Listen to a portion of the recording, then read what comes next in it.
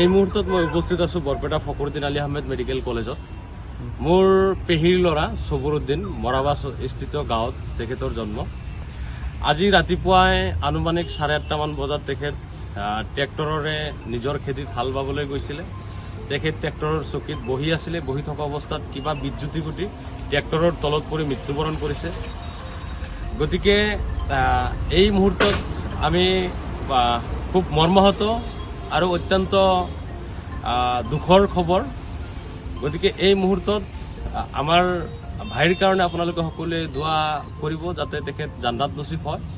লগতে সমভাৱী ভুক্তভোগী পৰিয়ালৰ কাৰণে আপোনালোকে দোৱা আশীৰ্বাদ কৰিব যাতে মৃত্যু হোৱা আত্মাই যাতে শান্তি পায়, তাৰ কাৰণে আপোনালোকে দোৱা আৰু আশীৰ্বাদ কৰিব।